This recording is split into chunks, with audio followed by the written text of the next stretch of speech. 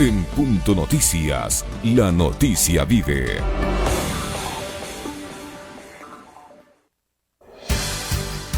Alexis Moncayo y Licenia Espinel comparten un diálogo con el invitado.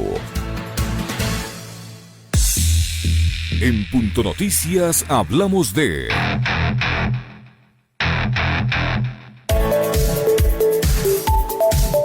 La presencia del coronavirus y las medidas de distanciamiento social empeoraron la situación de la economía del Ecuador.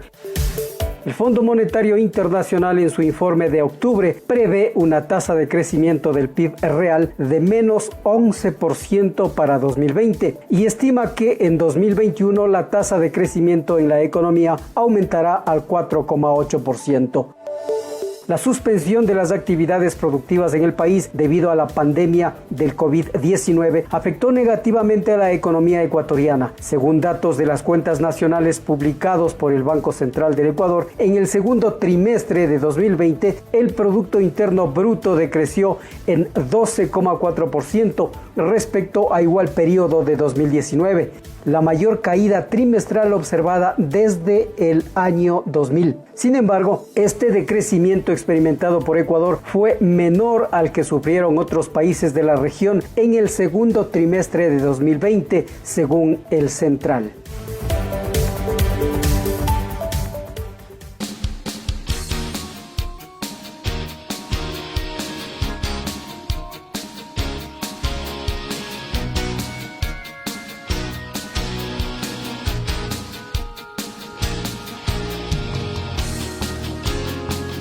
Siete de la mañana con 42 minutos, 7 con 42 minutos, en Punto Noticias, primera emisión. Saludamos con el economista Diego Borja, exministro de Economía, analista, economista, ¿cómo está? Buenos días. Gracias por acompañarnos en Punto Noticias a través de Pichincha Universal. Le saludamos a Alexis Moncayo y quien le habla Licenia Espinel. Hace pocos días el presidente de la República en su ahora programa radial semanal señaló que en una evaluación de su gestión él considera que ha hecho un buen gobierno.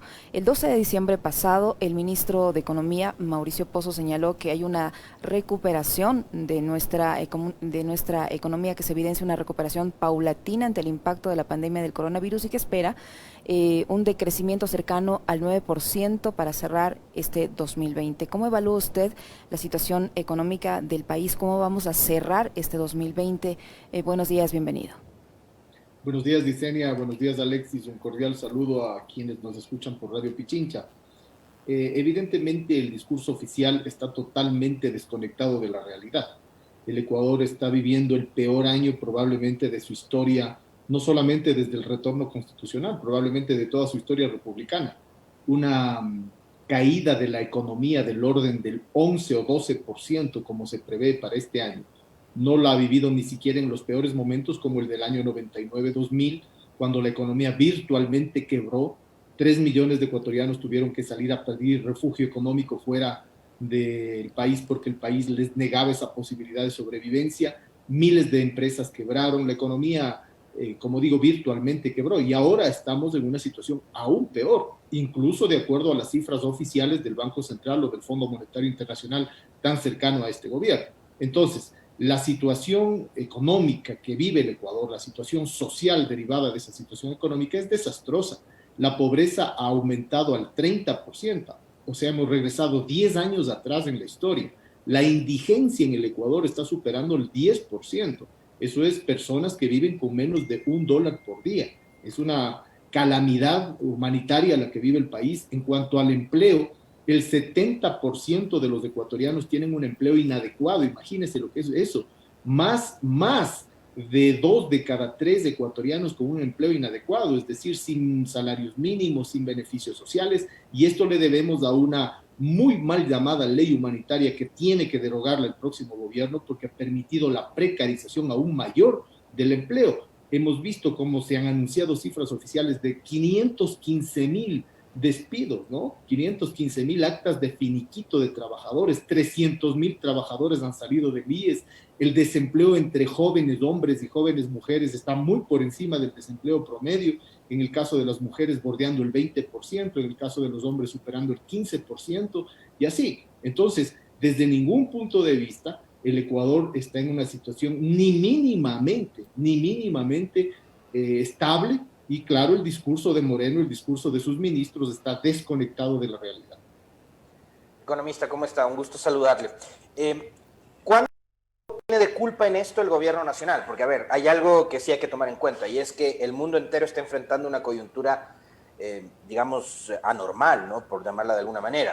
La pandemia ha significado un impacto a todas las economías del mundo, pero dejando de lado un poquito la pandemia, ¿cuánto de culpa tiene el gobierno para haber llegado a ese escenario de catástrofe que usted nos lo ha dicho? O sea, ese retroceso en números que además impacta en los seres humanos, ¿no?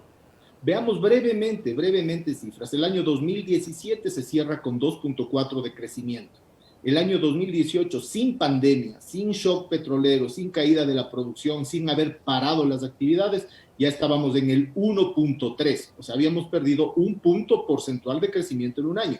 En el año 2019, igualmente, sin pandemia, sin shock petrolero, ya estábamos en el menos 0.5.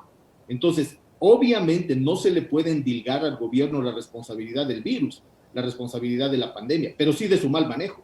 Porque ya desde el 2018, desde el 2019, por ejemplo, el presupuesto para salud, el presupuesto para inversión en salud ya venía reduciéndose, incluso por debajo de las obligaciones constitucionales en salud, que dicen que debería ser al menos del 4% para salud y del 6% para educación. Y si eso lo vemos en salud, que es probablemente el ámbito más riesgoso para un país que venía decreciendo tanto, se habían despedido médicos, se había eliminado, por ejemplo, el área de epidemiología, se dio por terminado el contrato que tenía o el acuerdo que tenía el Ecuador con Cuba, que nos hubiera hecho un enorme favor en medio de la pandemia, y se mandaron sacando a médicos, no solamente cubanos, sino ecuatorianos. Entonces, ya veníamos con las defensas bajas antes de la pandemia. Y durante la pandemia, lo que he mencionado, más algo que es irrecuperable, Alexis, que es 40,000 muertes en exceso. Los números de dólares, de lo material se puede recuperar, las vidas nunca. Entonces, podemos hablar realmente de un manejo de tal naturaleza que nos ha costado cientos de miles de familias ecuatorianas con contagiados, miles de familias ecuatorianas de luto en este año, y eso no se recupera. Junto al desastre económico hay un desastre humanitario. Economista, ¿y dónde queda esta afirmación del ministro Pozo activando la economía local gracias al ingreso de recursos que están llegando de organismos multilaterales? Se espera ya para los próximos días $2,000 millones adicionales del Fondo Monetario Internacional una vez que la Asamblea logre aprobar esta ley anticorrupción. ¿Dónde queda ese discurso? Si usted lo compara con que todavía los gobiernos autónomos descentralizados no han recibido sus recursos, con que hay servidores públicos que no se les ha pagado su sueldo, con que hay profesores que tampoco están al día, que no se han tomado las medidas de bioseguridad, etcétera, etcétera, para que ellos vuelvan a clases, hay un sinnúmero de atrasos que no logran cubrirse. Efectivamente, lo que usted menciona, en cuanto, por ejemplo, a la deuda con las prefecturas, con los gobiernos provinciales, está superando los $740 millones. En cuanto al total de la deuda del gobierno con los gobiernos autónomos descentralizados, incluyendo a los municipios, estamos ya por encima de los $1,600 millones. Es una cifra gigantesca. Nunca antes, probablemente desde la Constitución de Montecristi, esta obligación constitucional y legal que tiene el gobierno de hacer las transferencias para la equidad territorial se han retrasado tanto, ¿no? Y con unas cifras que ponen en riesgo la propia actividad de los municipios, de las prefecturas, en una situación humanitaria que requiere la acción colectiva, social de toda la institucionalidad, incluyendo, por supuesto, los gobiernos locales para enfrentar la pandemia. Entonces, ¿cómo se les pide a los gobiernos locales que hagan frente a un desastre de esta naturaleza si no se les da las herramientas, concretamente los recursos que además son legales? El gobierno no es que les está haciendo ningún favor. Y eso que vemos con los gobiernos locales lo vemos con las universidades, con el sistema de salud, lo repito, que es gravísimo, con los servidores públicos en general. La ley humanitaria ha permitido la precarización de los trabajadores privados y públicos. Es una ley que tiene que ser derogada. Lo dijimos en su momento, de ley humanitaria no tiene absolutamente nada y ha sido el instrumento que ha permitido esta precarización.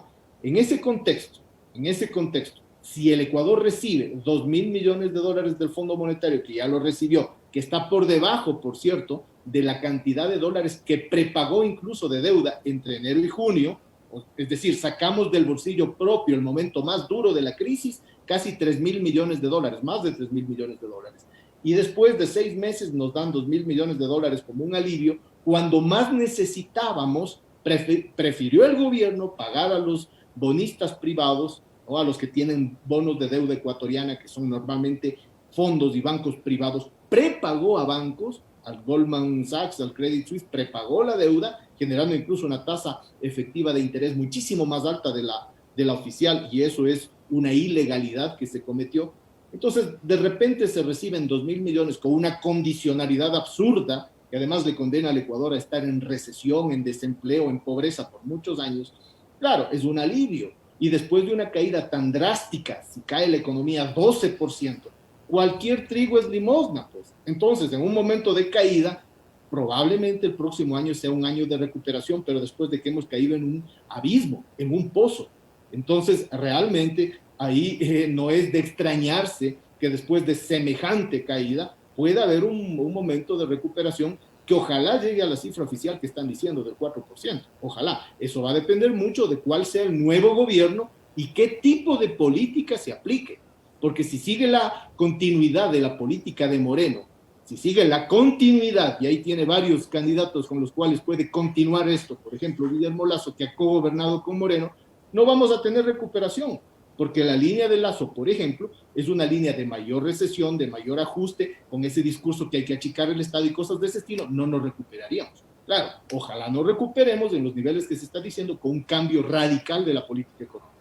Yo ahí tengo dos para usted, economista Borja. La una es, a ver, primero estaba hablando de la cantidad, y la pregunta que le formulaba a Licenia también tenía que ver con estos nuevos ingresos que supuestamente van a llegar en los próximos días por motivo de deuda, de los acuerdos que tiene el gobierno de Moreno con el Fondo Monetario Internacional. Tenemos ahora mismo una deuda que supera, tengo entendido, más del 60% en relación al PIB. Nos hemos endeudado en, no sé, 30.000 millones de dólares durante los 3 años y medio de gobierno.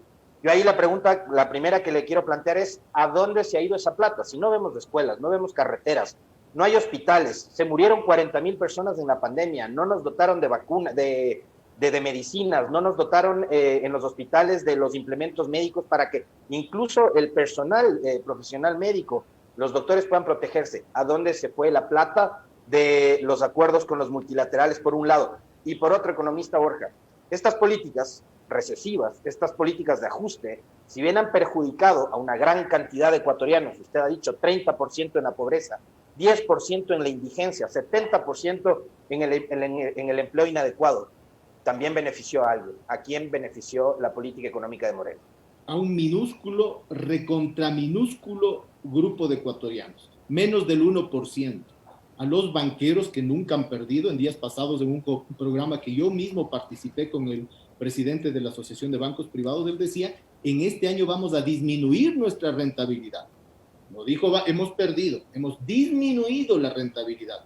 Pero ese grupo es minúsculo, son ese grupo de banqueros, es ese grupo de grandes propietarios de almacenes, de empresas de distribución de alimentos, de distribución de medicinas, pero las grandes, no las pequeñas, las oligopólicas, y 2, 3 importadores, algunos exportadores que en buena hora no han perdido mercados porque exportan alimentos, ¿no? Pero es un minúsculo grupo. El resto, empresas, pequeñas empresas, grandes empresas, constructores, productores de todo tipo, gente de la economía popular o social y solidaria, como la llamamos ahora, profesionales, trabajadores por miles, hemos perdido.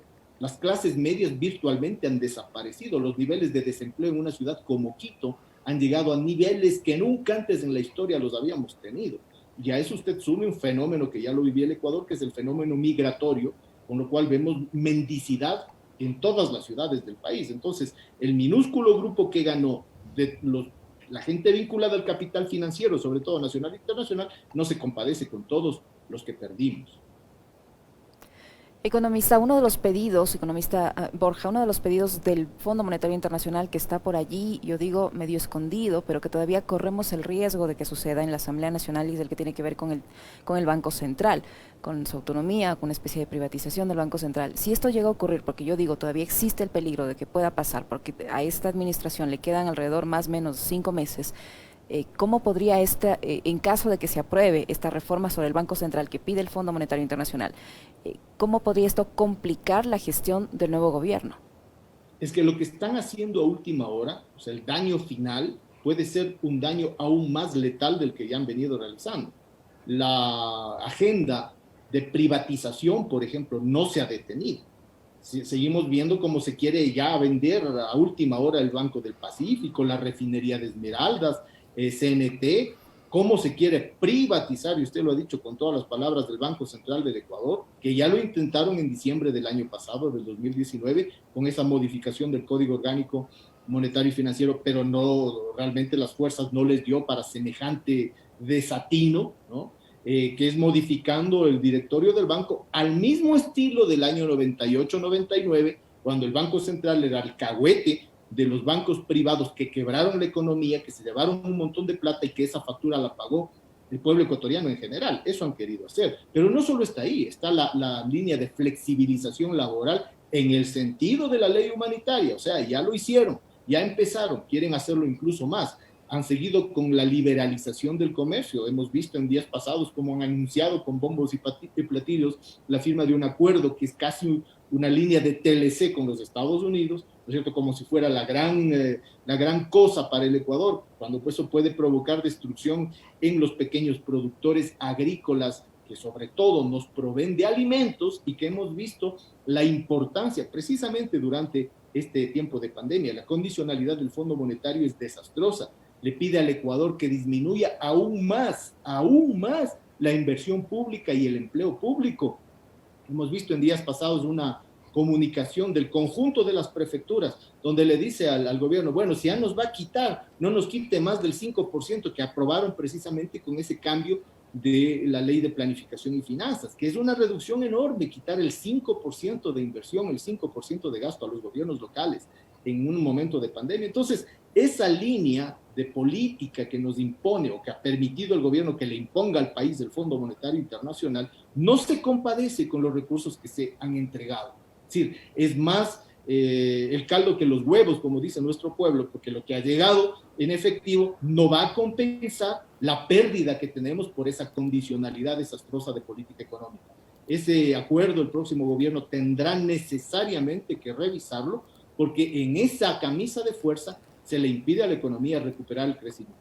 Ahora, economista, en los últimos días hemos visto que hay un tema muy vinculado con lo económico que ha cobrado mucha fuerza y sobre el cual se ha hablado en distintos espacios. Es el de la dolarización. Están tratando de endosarle a un candidato en concreto una política de desdolarización, ¿no? Poniendo palabras en su boca, pagando campañas millonarias, incluso con recursos públicos, porque hemos visto que descaradamente el Banco del Pacífico ha pautado en medios de comunicación para meterle miedo a la gente sobre una supuesta desdolarización. Pero yo quisiera que usted le diga a la gente qué es lo que podría provocar la caída de la dolarización en el Ecuador, y si las políticas adoptadas por el gobierno de Moreno, por Richard Martínez y ahora por Mauricio Pozo, benefician o perjudican la estabilidad de nuestro sistema monetario. La dolarización da chiste realmente lo que dicen, porque es de un cinismo monumental, ¿no? La dolarización se sostiene con dólares. Si en un gobierno que ha permitido una salida gigantesca de dólares no se cayó la dolarización, quiere decir que es un sistema estable en el Ecuador. En este periodo, de acuerdo a cifras oficiales, tenemos casi 30 mil millones de dólares de ecuatorianos, de grandes fortunas, de banqueros, de empresarios grandes, que han sacado fuera de la economía nacional. 30 mil millones, es el 30% del PIB, el 30% de toda la riqueza que se genera en un año. Si ese desangre no le ha roto a la dolarización en este gobierno, ¿cómo pueden acusar a un candidato que al revés está proponiendo políticas de fortalecimiento de la dolarización? Concretamente es Andrés Arauz. O sea, si en este periodo en el que han disminuido las regulaciones, las verificaciones incluso de las cifras, las subfacturaciones que se quedan en el extranjero de empresas exportadoras, las sobrefacturaciones de importadores que se quedan en el extranjero, y más la salida pura y dura, no se ha caído la dolarización. ¿Quiénes han sido los responsables de eso? El gobierno de Moreno, su ministro de Economía, particularmente Richard Martínez, porque Mauricio Pozo está recién hecho cargo ahora, ¿no es cierto? Particularmente Richard Martínez, a quien se le premió además por esa política con un puesto de vicepresidente en el Banco Interamericano de Desarrollo, violando la Constitución de la República. Entonces es mucho cinismo decir que alguien que ni siquiera se hace cargo todavía de la economía va a desdolarizar cuando aquí ha habido una política deliberada de Moreno y sus cómplices, porque las leyes que se pasaron en el Congreso en estos años han sido apoyadas por Creo, por ejemplo, y otros partidos, ¿no?, que debilitaron el esquema regulador, el esquema económico nacional, y podrían haber generado en un momento determinado una desdolarización. Ventajosamente no se dio, pero al hacer deliberadamente una política para sacar los dólares, se está vulnerando la dolarización.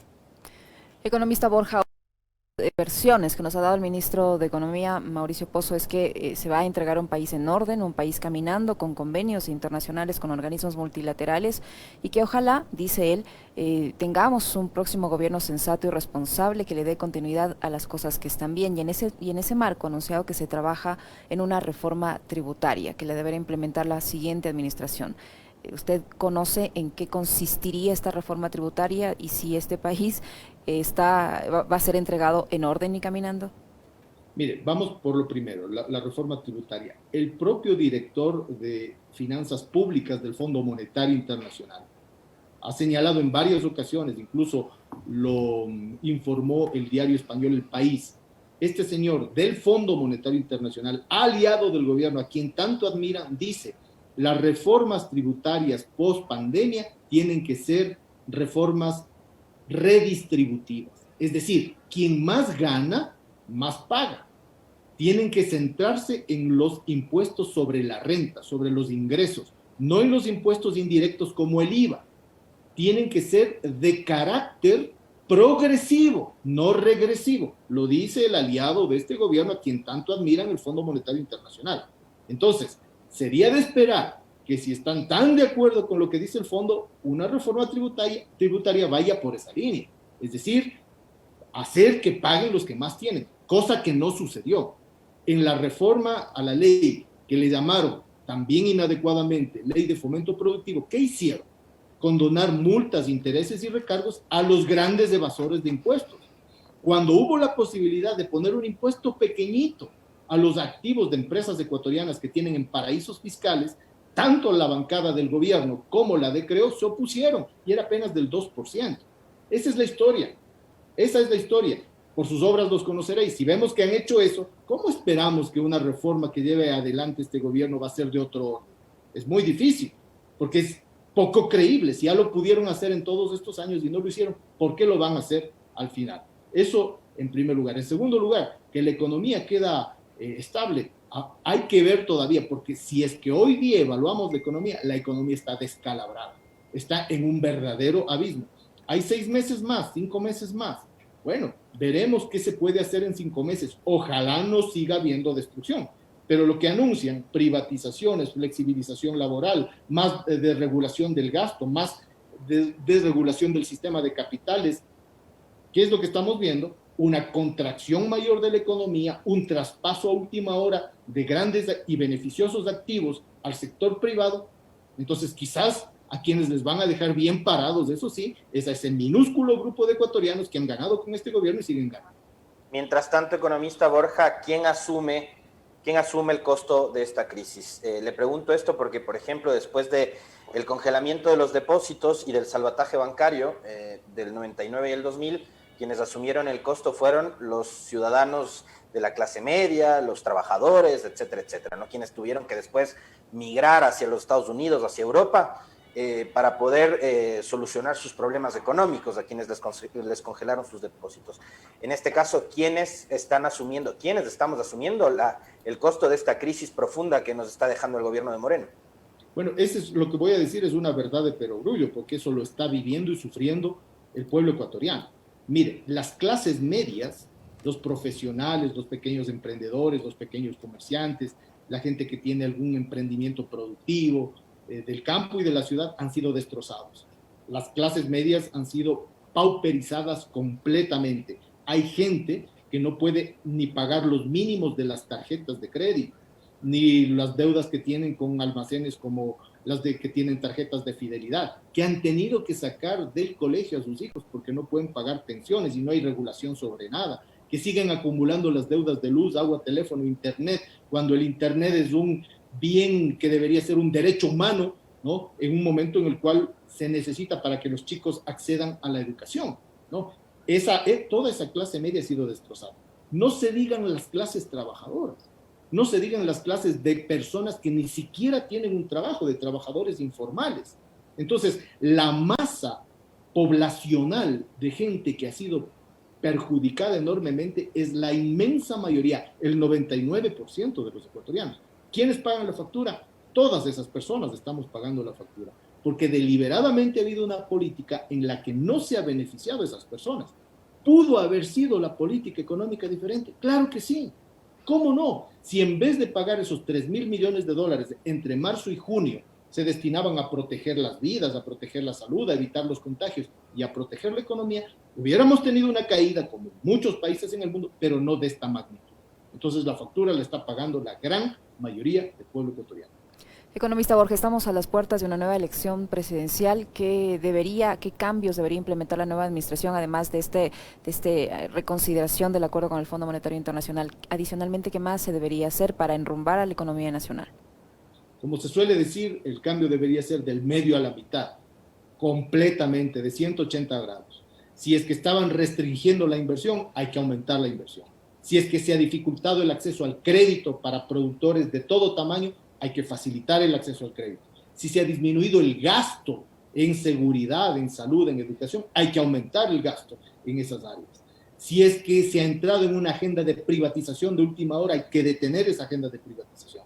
Si se han accedido a recursos que ahora los aplauden como si fuera la gran maravilla, accediendo y aceptando una condicionalidad extrema que le pone realmente al Ecuador la soga al cuello, hay que evitar y renegociar esa condicionalidad. Y ojo aquí, no es que ni el Fondo Monetario, ni el BID, ni el Banco Mundial están haciendo un favor al Ecuador al entregar recursos. El Ecuador es parte del sistema multilateral y al igual que otros países tiene el derecho de acceder a esos recursos. Lo que no hay derecho es que a cambio de esos recursos se le imponga una condicionalidad que le está matando y ahogando al país.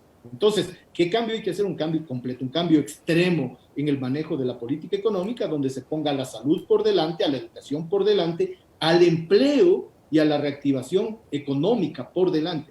Y sobre eso estamos viendo muy pocos candidatos, quizá uno o dos. El uno es Andrés Arauz, en el que se está planteando una cosa diferente, hay que decirlo con sus letras, porque cuando usted revisa qué están planteando los otros candidatos, son aseveraciones de carácter general, pero sin una concreción real sobre cómo se van a hacer las cosas. Y aquí hay que decir cómo se van a hacer las cosas, cómo van a resolver 1 millón de estudiantes de primaria y de secundaria que no tienen un aparato para poder acceder a las clases. Y cuando lo tienen, no tienen internet. Son cosas concretísimas que hay que resolver. Son 200.000 ecuatorianos contagiados del COVID, que quedan con secuelas y problemas de salud en un sistema de salud vulnerado. ¿Cómo lo van a resolver?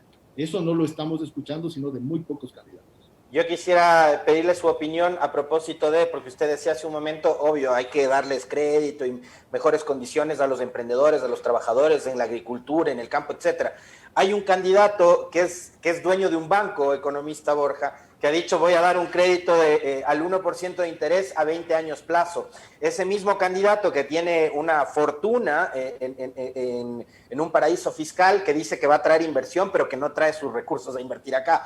¿Cómo tienen que asumir los ecuatorianos este tipo de falacias que se presentan como ofertas en época de campaña política?